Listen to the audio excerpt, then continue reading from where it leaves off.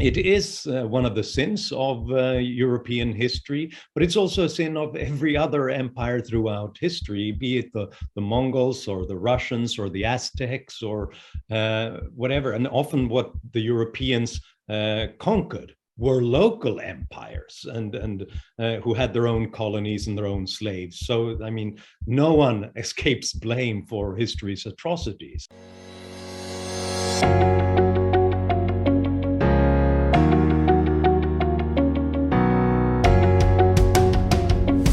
Hello, my name is Donald and welcome to WorldView. I'm filling in for Petrus. Petrus is currently on my show filling in for me. At WorldView, we explore everyone's perspectives on all things that can broaden our worldview. Today we're talking with Johan Norberg. Johan is a Swedish author and historian devoted to promoting classical liberalism.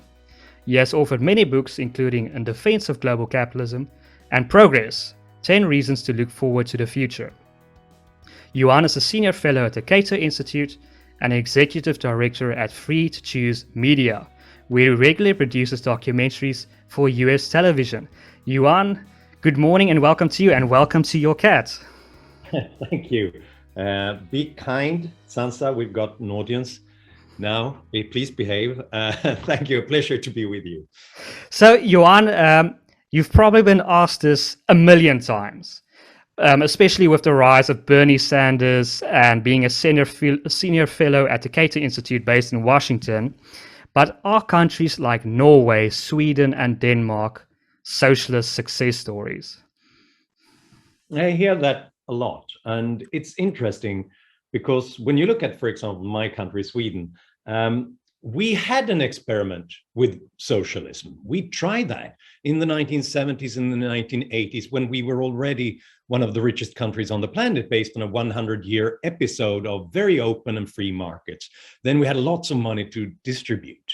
And that's what people still remember. They remember the 1970s when we doubled the size of government, we jacked up taxes and regulated almost everything. It's like another Swedish phenomenon, ABBA.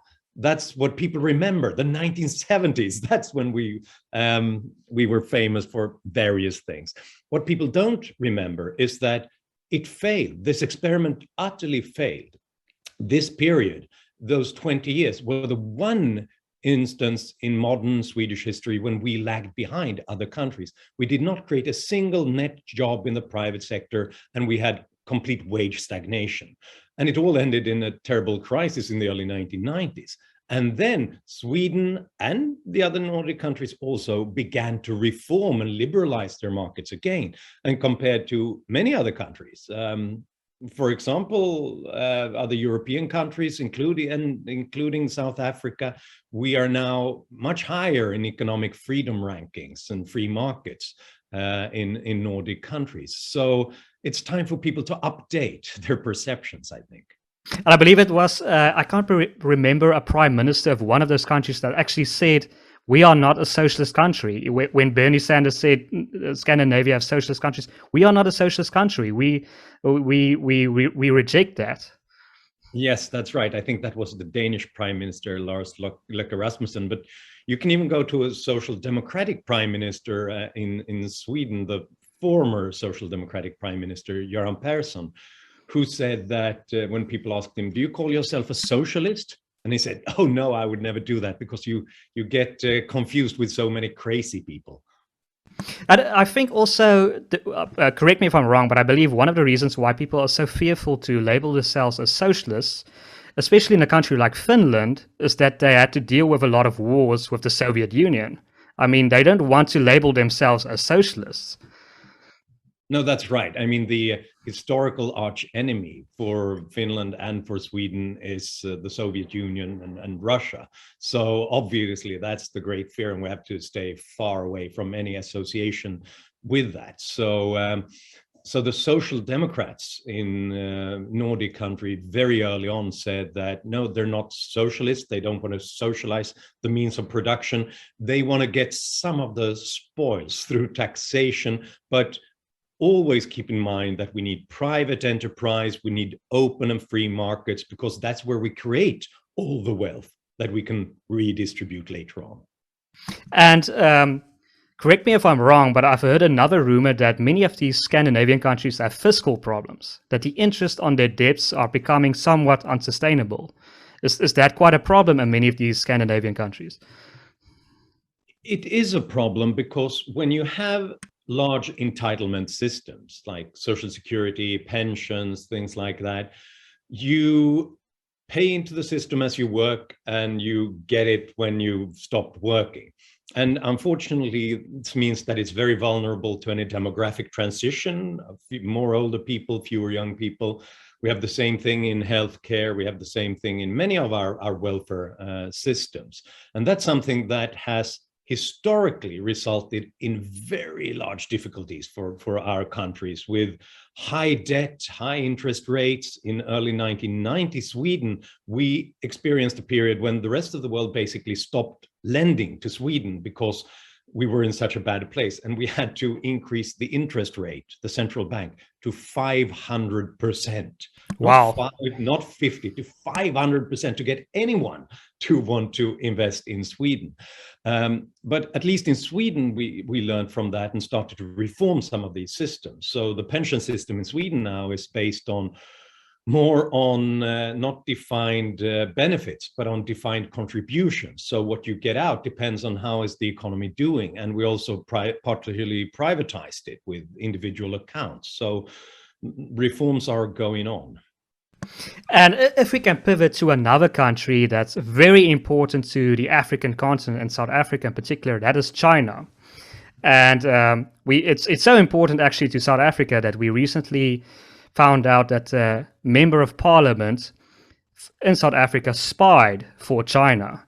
That is how important China is in the African continent. But many of the communists and socialists in our country say, forget about the United States. So China is doing so well. It's a socialist country. We should adopt socialist policies. So is China's success based on socialism? Is China a socialist success story? It's interesting that you ask this question when the problems in the Chinese housing market and the state-owned enterprises might be about to unleash havoc on the global economy right now. And that tells you something important about China, which I think many lose sight of when they want a one-dimensional answer to this question. China is a mixed economy.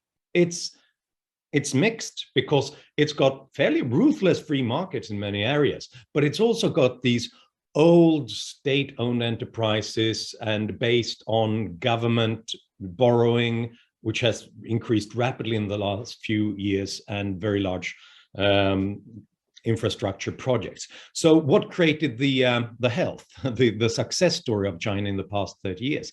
Well, it was the fact that they began to dismantle the command economy. And that didn't happen from the top. I know this is the popular story now in the Chinese Communist Party, but also around the world, that we have those wise planners who sort of nourished and guided the economy to success. That's not at all what happened. What happened was that local villages basically said, we are starving with these communes and without being able to do private business. So we are secretly privatizing our land. It was so secret that they even promised one another that if word ever got out, those who do not end up in labor camps because of this privatization will take care of the kids of those who do end up in those camps.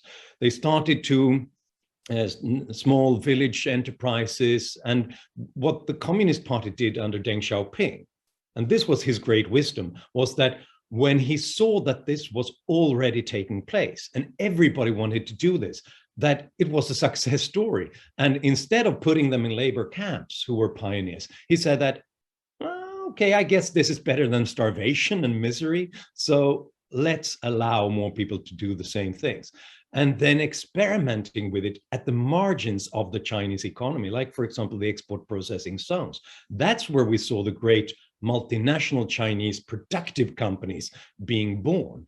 So all of this happened outside of the plan, outside of what was expected or even predicted by the Communist Party. And that's where we got all the growth in new employment, in exports, in wealth in China. So capitalism is the reason why China was so successful. But the problem is that once you are that successful, you can also afford some major mistakes. You can afford some of these large-scale state-owned enterprises that basically just destroy resources all the time. And that's what we're seeing as well. And now there's a faction in China in control who want more of that, want more of government industrial policy. And that will not be a success story. That will be utter failure, I think. So the socialist policies are actually holding the country back. And it's based on capitalism that they succeeded to the degree they have. I mean, if they embraced it more, they would probably be growing even faster. But correct me if I'm wrong, but I believe there are things like they call economic zones, free economic zones in China, in a place like, I believe, in Shanghai. And not a lot of people know this, but in a free economic zone, you pay almost no tax whatsoever, and there's almost no regulation whatsoever. That's correct. And this is the thing that created this rapid transition in the Chinese economy. The Communist Party said, oh, look, it seems like they're doing something wrong in the local villages when they're toying with private business. And they also looked to their neighbors, to Singapore, to Taiwan, and realizing capitalism seems to be very efficient at creating wealth. So perhaps we should allow some of it. But they didn't want to risk the whole plan. And that's why they didn't implement these free zones in in Beijing or in one of those major cities. They took small places like the old fishing village Shenzhen, close to Hong Kong, for example, just 30,000 inhabitants. But once they were so free, enterprise exploded and people moved there. There was massive migration to these places. So this old fishing village that had 30,000 villages now has almost 10 million inhabitants. And so, in other words, the planned economy couldn't survive such a great success story. So they had to implement some of those policies in the rest of the economy as well. Just for interest's sake, when they calculate the index of economic freedom of a country, do they factor in the free economic zones? Because obviously if they don't, that number can be very inaccurate. That's right. No, it's a lot of complicated measurements where you have to look at how large a proportion of businesses are affected by these laws and other laws and taxes and no taxes. So that's difficult, and I don't know if someone has done that completely accurate just yet, but yeah, I think I'm close to it. Yeah, perhaps I should study more of those data that they use for the index of economic freedom.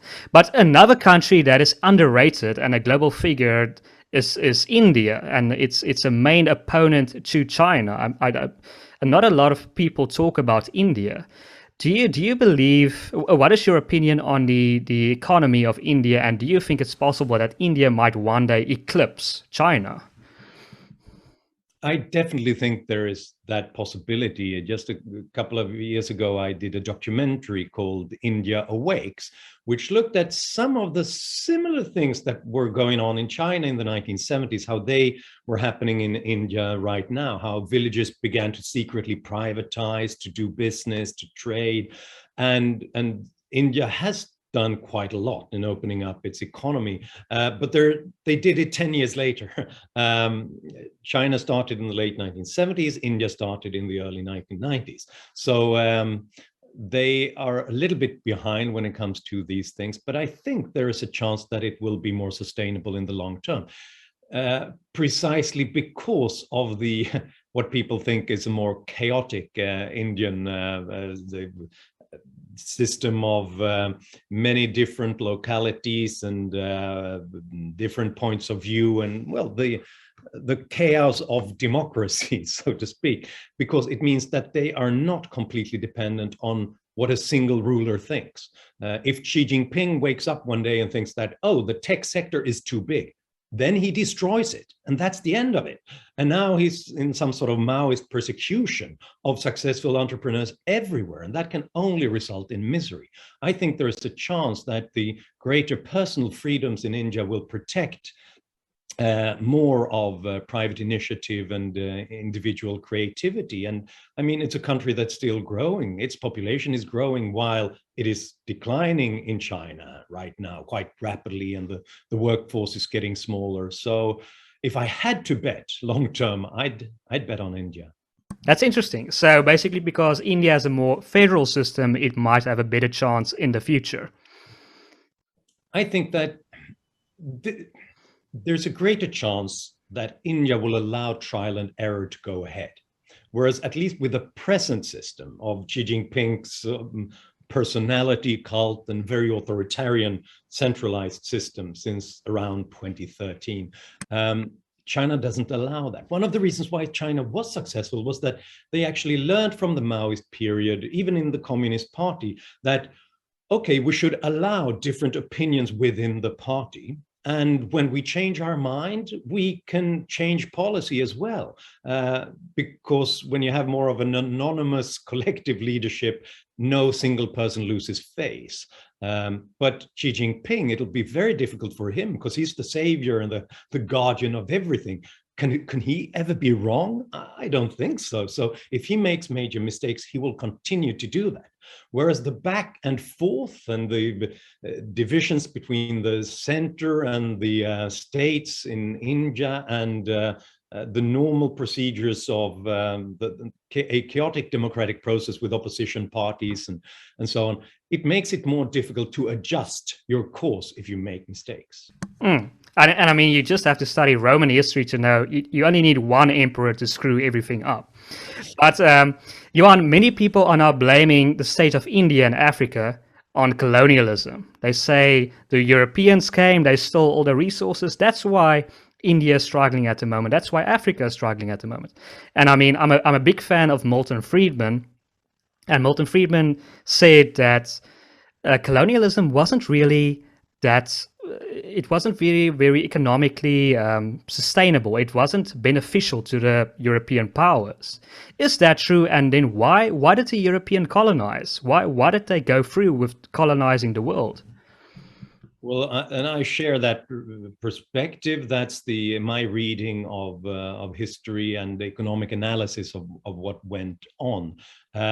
It was incredibly costly for societies at large to do this, to build their armadas and to fund all these projects, the infrastructure, the military that it took to, and often wars, to make this happen.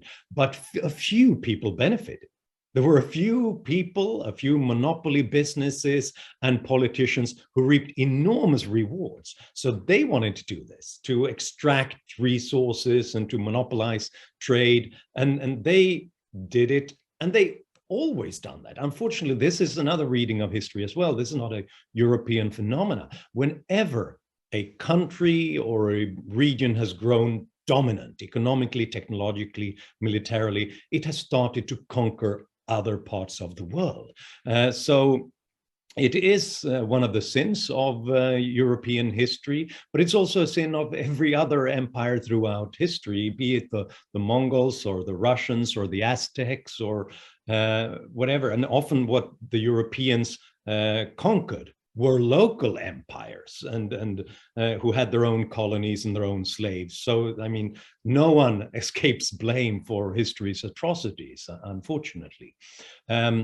So it benefited a few. They wanted it. When you look at the whole of society, at the economy and the taxes they had to pay, I think it's fair to say that it held societies back. And one little piece of evidence of that is that European countries grew faster after they abandoned colonies. And places like Sweden, like Switzerland, countries that never had colonies or an empire, grew at least as fast, actually faster than the others. So I don't think that really explains it. However, in some areas, it might explain why it created long-term problems for the colonies. But then it's less about the resources that were extracted, because we've also learned from history that having lots of resources might actually hold you back and create political struggles and fights rather than productive businesses. But oftentimes it destroyed institutions that were there. The private property, the free markets, the free trade that went on regionally were destroyed by the colonialists. The problem later on was that when the liberators then made their countries independent, instead of returning to the idea of really liberating markets and men, they took over the colonial structure. They become their own occupiers of their own country and continue to extract resources and monopolize trade and destroy it. And we see that those countries only prosper now when they begin to abandon those policies. So it's really all about what you're doing now rather than your reading of history. And probably one of the biggest mistakes of colonialism is the artificial borders. That is one of the biggest, that creates the most problems on the African continent. And no, absolutely. This is one of the great horror stories. When I read a Ghanaian economist like George Aite, he explains how people didn't care about borders in pre-colonial times. I mean, it was not always sort of the freedom and free markets, but people traded across large areas, specialized and created great businesses. But when the colonialists entered, they created these arbitrary borders. So suddenly it destroys not just freedoms, but also people's economies. Behind suddenly arbitrary borders, you're shut in and you can own, and then you have to become self-sufficient in various ways. And anything that can be done in opening up trade and creating free trade agreements in Africa is incredibly important for its future. What was the main reason during those times? Do you know why they wanted to stop colonialism? Because I know, for example, the Liberal Party in the United Kingdom granted South Africa independence, and it was quite unique for the I think it was like 1906. So why was it? Because they didn't see this as financially sustainable. That's one of the main reasons why they wanted to end this. Yes, and this is really the interesting thing when you talk about European colonialism. It's not unique to the extent that the moment Europeans were superior, they tried to conquer the world. The unique thing is that in many places, they decided themselves voluntarily that let's just abandon this, let's move out. That's unique in history. Usually you're thrown out by violent means. And one reason is that ever since the mid-19th century, there had been a movement in European countries like Britain opposed to colonialism and empire, and often from the classical liberals and from a combination of the humanitarians and the free marketeers, who said two things. That first of all, we engage in atrocities over there that we would never accept back home. So it was really the idea that this is we break the human rights that we take for granted back home, but also that this benefits a small aristocracy of monopolists and corrupt officials at the expense of others. Why should we fund these military interventions and wars on the other side of the planet just to benefit a few back home? So partly an economic argument. Okay, well, I wish that was taught more in class in African countries, especially in South Africa, because we don't know anything about this. And yeah, obviously it's so pertinent. But with the divides in society, it is useful to know of non-political ways to solve our problems. I mean, we can, I mean, I'm a libertarian. I believe you are a libertarian. We would love to see our policies carried through, but without a mandate, that's not going to happen. So do you know of any non-political ways of how we can solve our problems? For example, I know Milton Friedman proposed a negative income tax. Perhaps another idea will be replacing the welfare system with a universal basic income. What is your opinion on that, and what do you think is some almost non-political ways how we can solve today's problems? Yeah. Yeah, that's a good question. And I think in a way we are constantly solving problems like that, but spontaneously on the market and in civil society, constantly trying to come up with better ways of creating security and ensuring ourselves against risks. So what can the government and what can policy learn from that? Well, one of the major problems of the welfare state, I think, is not really what it costs. That could be a problem. It might put us in a place where we're all much worse off. But I think the worst problem is not what it costs, but what it buys, what it creates, the kind of dependence on the government and on welfare that is often the result, because that's not a good place to be. That's terrible. I traveled around the US a couple of years ago to talk to people who live on the public's expense, on welfare, and they all said two things. They said, it's horrible, I feel completely useless, and the second thing is, I have no idea how to get out of this. Because the problem is, yes, we all want to help people if they end up in unemployment, in a difficult situation, but if we do that by handing them resources that they lose the moment they stand on their own two legs, the moment they get a job or a raise, well, in that case, they face very high marginal tax. And around the industrialized countries, people who are unemployed face a substantial number face more than an 80% tax basically on getting a job. In that case, you are left out. So what can we do about that? Well, you've mentioned some of these ideas, some way of handing money rather than in-kind benefits to people that are not automatically deducted from what people make themselves, so that there's always some sort of incentive to get that job and to try to work harder and to move to the place where there is a job. And I think that the universal basic income could do that. However, it's also an incredibly costly way of often funding the middle classes and even the rich. So it might not be the best solution, I think. But can't you limit it to a few years? For example, you only get it for like 5 years and it's not concurrent. That helps. Absolutely. So any way of tweaking that universal basic income would help quite a lot. And you could also sort of at very high levels begin to reduce it. And what I find interesting in Milton Friedman's negative income tax idea is that this is built into the system, that it's automatically a little bit reduced the moment you get your own income of your own, but not too much, so that it'll always pay off wherever you are. Anything that turns the welfare state from creating passivity and staying back home on the couch and turning it into an incentive to become independent is worthwhile. And I mean, if I can just, in a South African context, I believe the latest numbers, we have 90,000 people living on welfare in South Africa.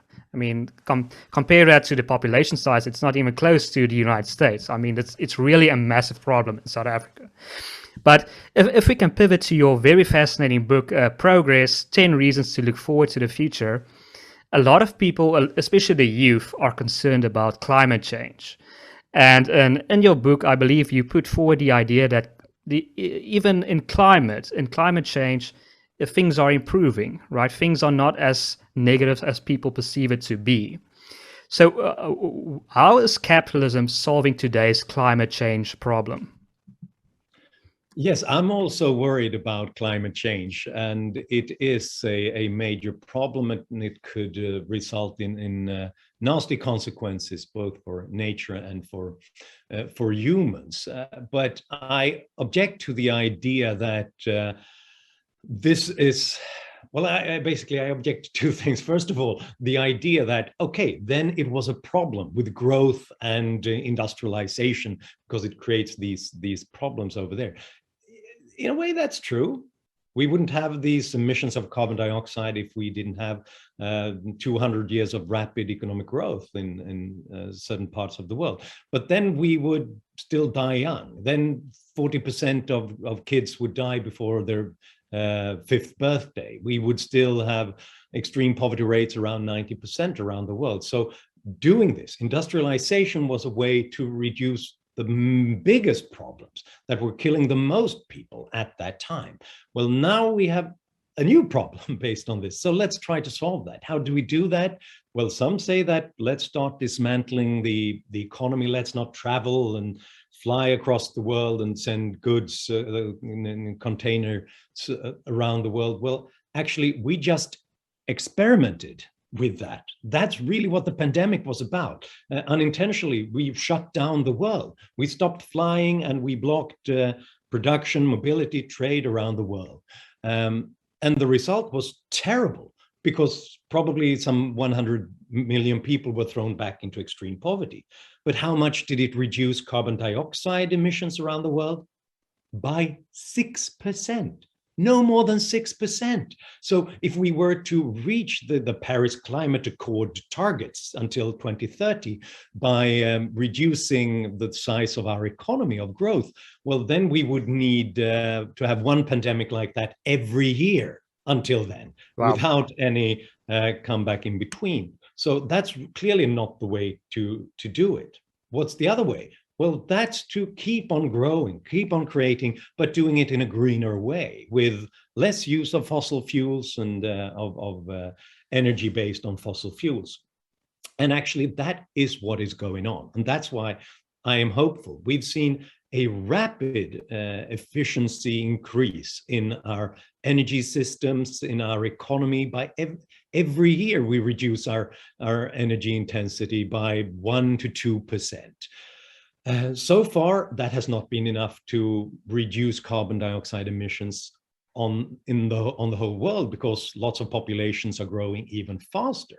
But some 50 years are already reducing their carbon dioxide emissions now, not because they're reducing the size of their economy, but because they're moving to more efficient systems and using other energy sources.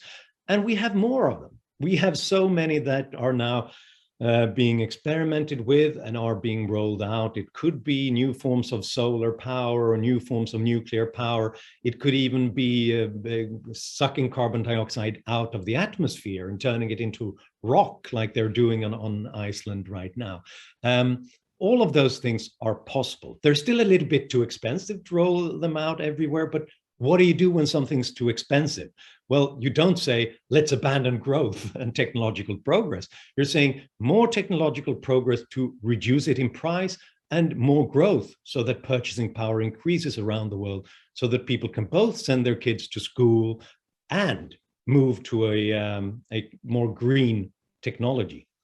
Yeah, I believe it was AOC in a Green New Deal proposed that we should stop all air travel. And I mean, like you, I believe we should do something about the climate, but that's just madness. I mean, but correct me if I'm wrong, many of these problems mainly originate from countries that are more socialist, like India and China. And it's mostly to do really with poverty. It's not really to do with privatization or companies. It's really poverty that's the problem with sending, I can't remember, damaging the climate. That's right. In several different ways, that's absolutely true. And one of them being that, I mean, poverty is the worst polluter, as India's Prime Minister Indira Gandhi once put it. If you are desperately poor and you don't make the investments in modern technology, the things that would reduce energy consumption or move to better sources, but also, and this is a great bizarre irony. Some of the poorest countries that have the least resources, they also subsidize the most polluting technologies that are out there. We have around the world some $320 billion being spent of taxpayer money spent on subsidizing fossil fuels and fossil energy, because, you know, it's a way to become popular as a politician. You hand it out to the poor, and obviously that's the first thing we should do. First, do no harm. Don't subsidize the things that are heating our planet. And some would obviously say, well,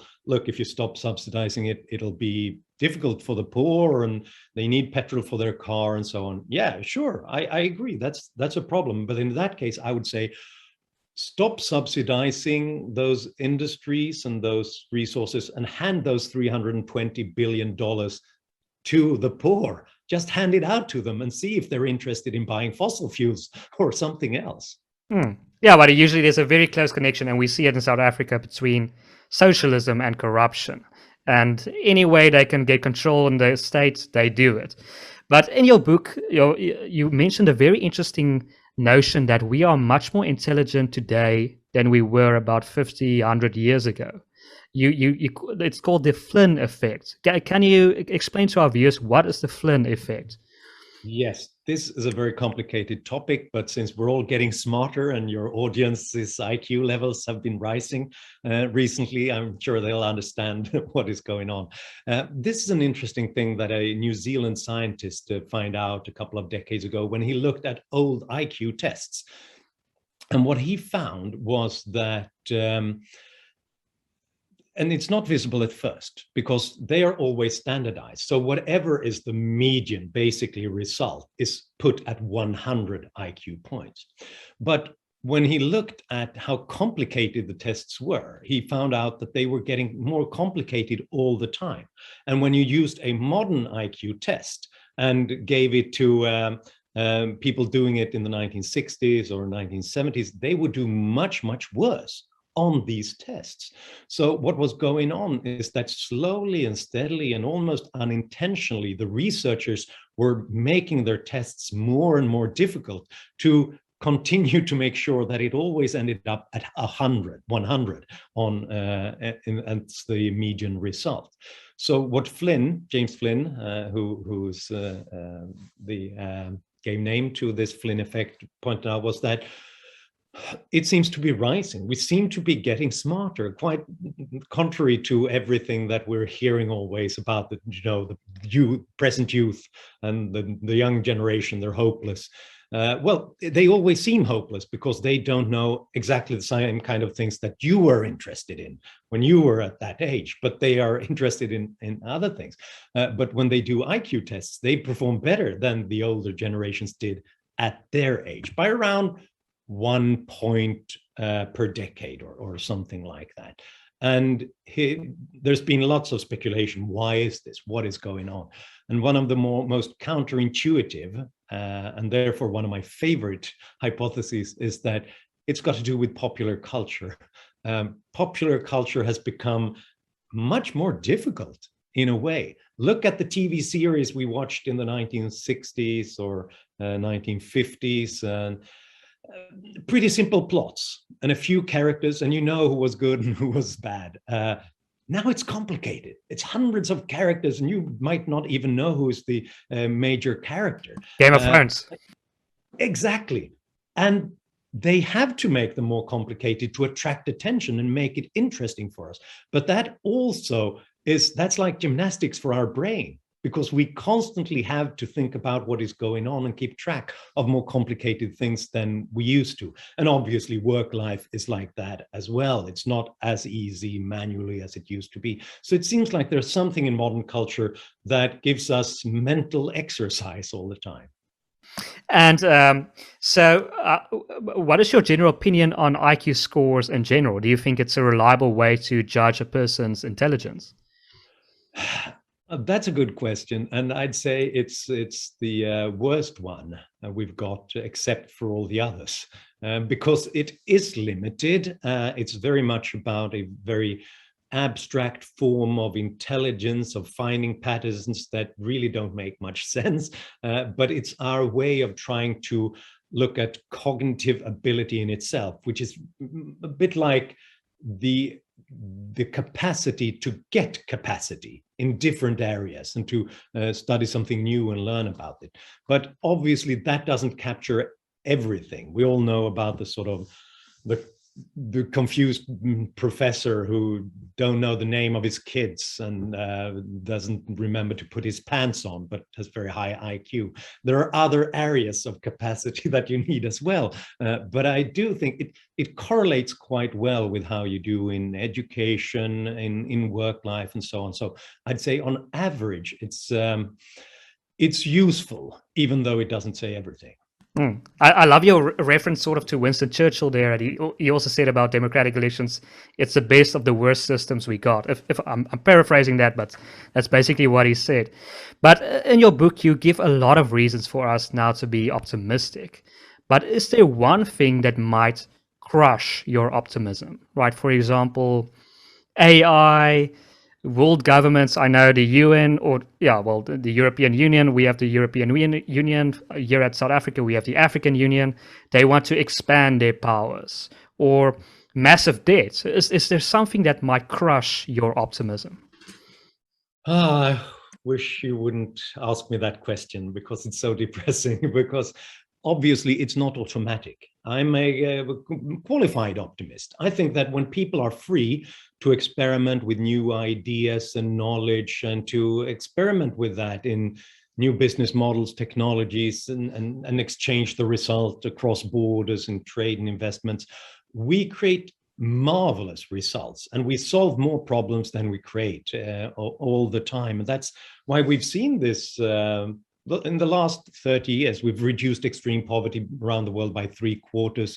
We've reduced child mortality, illiteracy, child labor by half. It's a wonderful world, but it's not necessarily the case that we will always get that freedom, because there's always the temptation from the powerful, from the monopolists, from the bureaucrats, from the politicians, authoritarian leaders, to take a quick route to their own power and success by reducing our freedoms. And that has often happened historically, so we shouldn't rule that out back home.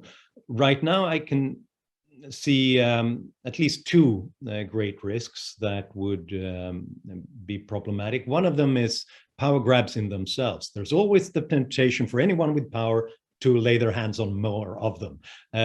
It might be, in the European Union, I think it's a great idea to have the four freedoms of people, goods, services, capital across Europe. It's a wonderful example of institutional competition. People can move to what's best. But once people in Brussels have that power, they want to extend it to other areas and begin to standardize and rule and control. And I'm sure there are similarities in the African Union. You can see that anywhere, that people, when they think something is for the best, they want to make it mandatory and they want to control it. And the moment you make something mandatory and centralized, you block all future progress, because progress is always dependent on millions of people being allowed to experiment through trial and error, feedback, adaptation, and new experiments all the time. And the moment someone says, I know the one way for everybody, that's destroys it. So that's one area where I'm fearful. We should be deeply suspicious about power everywhere. The other one that you mentioned was debt. It's fascinating that global debt levels have increased dramatically since the global financial crisis. That global financial crisis in 2008 was based on us having borrowed too much and making stupid mistakes with those resources. Well, since then, what we've done is that we've reduced interest rates even more. Central banks have pushed out liquidity everywhere in the economy, and we've all borrowed even more than we did back then. This will at some point end with a bang, I'm afraid. It will be difficult. We need an adjustment to sort of asset prices coming down, debt levels being reduced. But the problem is that crises often result in more power grabs. It often results in fear, a societal fight or flight instinct. It could be sort of a great recession, it could be a pandemic, where we all want to be protected by that strong man or that big government. So could be a combination of these two things that makes me quite worried right now, of both debt levels and big governments. I hear what you're saying, but we've had a famous libertarian and economist in South Africa, Dawie Rood, on our show a few times. And Dawie has said that debt isn't that big of a problem in the world, because if you just take the United States, for example, the Federal Reserve, he says, the Federal Reserve and the United States state, they owe each other. So it's entirely possible that one day they're just going to say, okay, this was fun and everything, let's just wipe the slate clean. Let's just get it back to zero. And he says a lot of companies like Google, they are not factored into the economic growth of a country like the United States. So it's entirely possible that we are growing faster than we really think we are. So he says good times are going to continue. It's entirely possible that the era of Great Depressions are behind us, and it's only going to be the high road from here. Is he onto something there? I hope he's right. And when I feel particularly optimistic, then I buy that argument. And I do think that there's definitely a case for saying that productivity and growth rates are really faster than we think it is, because we have measurements that are great to measure how much wheat or steel we are producing, but we're very bad at measuring how much value is a search engine, or the capacity to have a digital map that explains where to go at any point in time. We don't measure those things accurately, and therefore we underestimate the wealth that we're creating. So perhaps debt levels are a bit smaller than we think. But I do think there are two major risks, even though that might be the case. First of all, it's just like we experienced in the US housing market and the debt securities that were based on the housing market the last time around. We really don't know where those debts are. And I think for a very long time, we've now kept so many businesses and so many projects alive that should have been dead by now. Zombie firms that have survived only because interest rates have been so low. So there's lots of debt that have gone into destructive capacity rather than anything else. And we'll be in for a surprise when we realize where all those debts are, I think. The other thing is that when everybody wants to borrow, nobody wants to own capital, because that doesn't make any sense. You won't get much money if you put it in a bank account or anything like that. People move to strange places with their money. And sometimes that's good. Sometimes it means that you invest in eccentric business models that might pay off in the future. But sometimes it means that you've gone and bought Iraqi government debt, and you've ventured into very exotic obligation bonds that you have no idea what they're really tied to. The Bitcoin. There. So lots of those things will blow up, I think, when the crisis comes.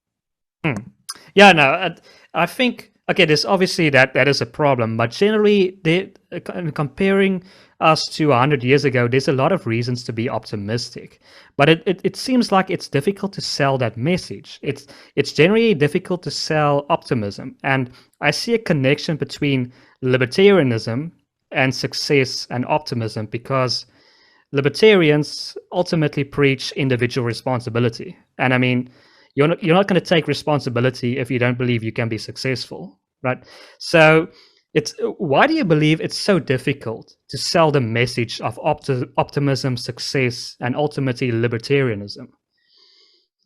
I think you're absolutely onto something there for many reasons. Optimism and libertarianism is connected. And one of them is that the government, by just implementing something and through force, they can show a particular result. Look, we have created these 5,000 jobs through this particular project over here. So whereas freedom delivers in the long term, because it's unexpected. It's based on the idea that this politician cannot predict the future.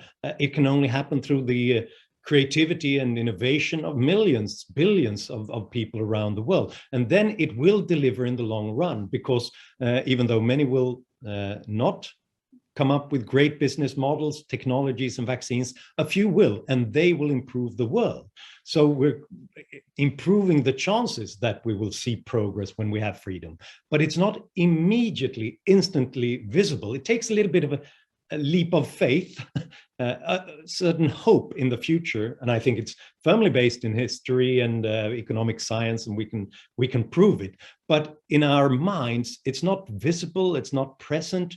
It takes some hope, some optimism to see this through.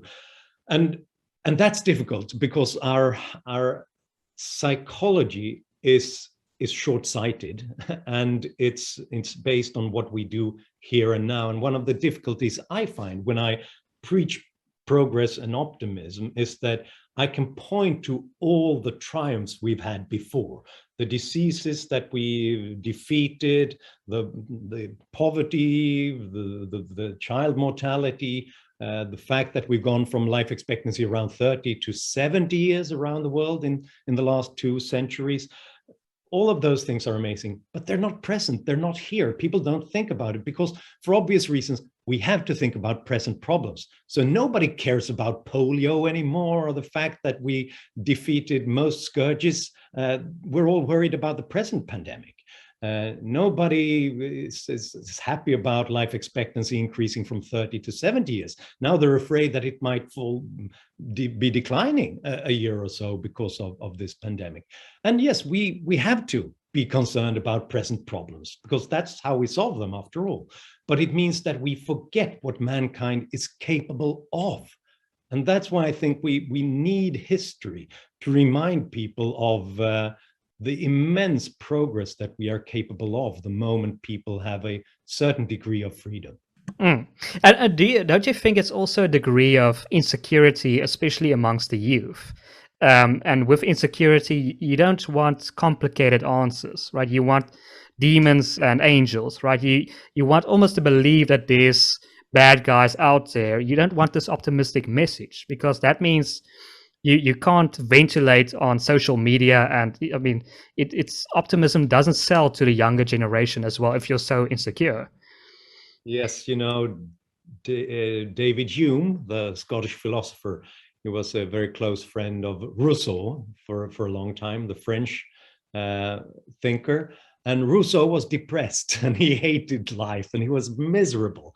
And David Hume said in a letter to another friend that, look, he's just miserable and secure, and he's a sad guy, but he wants to blame society because he doesn't want to face up to his own demons. So instead, he wants to sort of paint a whole of society and history with this broad black brush, because then it's good. Then it explains why you wake up in the morning feeling awful, that it's society is to blame and the world is to blame. So it's probably something, he was probably onto something there. I think especially it feels like we live in an uncertain era, but every era felt unsafe and uncertain, obviously. But we forgot about that because we knew that we didn't die in a nuclear war back then, or from polio or the Spanish flu. So now it feels uncertain. And when it's uncertain, yes, you want the good guys and the bad guys, you want certainty. And especially, I think, with social media and the internet, which is wonderful, but it comes with a problem. This instant access to any kind of information anywhere makes the world seem even more confusing to lots of people. It seems like it's more unpredictable than ever. And when the world is unpredictable and uncertain, you begin to long for someone to give you that one answer, that one true answer that explains everything. And that's a very dangerous temptation, because what if that answer is wrong? Yeah, a sort of a messiah figure that like a Bernie Sanders that, oh, it's just we haven't followed the policies of Scandinavia. But Johan, this has been an absolutely fascinating conversation. Thank you so much for your time. I don't want to spend any more of your valuable time. So I want to give you one last opportunity to add, plug, or say anything that you want to, or answer a question that you thought I hoped I'd answer or ask you, excuse me. Oh, thank you. Would that be, I think, yes, in that case, I'd pitch something that I've just been doing right now. I love free markets and capitalism, but there's something that destroys it. And that's when capitalists aren't capitalists, but instead they play politics. And instead of competing over having the best goods and services and coming up with constantly better solutions, they come up with constantly better contacts and connections with politicians. And instead of offering something that we want to pay for, they want to put their hands in our pockets and just take it out. And we've seen that in Sweden, we've seen that in the US, we've definitely seen that in South Africa in recent years. And this is dangerous in two ways. First of all, it destroys our economy, but also lots of people blame this on capitalism and free markets, even though it is the opposite. This is actually, this is the case for open markets historically, from Adam Smith and others, who said that, no, it's not that capitalists are always good and act in our best interests. It's that they aren't, and they won't unless they have to. And it's actually free markets that forces them to do that. Otherwise, we could give them a monopoly and regulations and a safe, secure place. Free trade and free competition, that's our way of forcing them to always act in our interest, because otherwise they will die. And I just researched this issue in the US. So I made a documentary called Corporate Welfare, where's the outrage that documents this, and it's available online on YouTube and other places, but it's definitely not limited to the US, and it's an issue that I think that everybody who believes in freedom and in capitalism has to take seriously. Absolutely, I'm definitely gonna go and watch that documentary. But to our viewers, if you've made it this far, please consider liking this video, sharing it as widely as possible, and subscribing to our channel. My name is Donald, and this has been WorldView.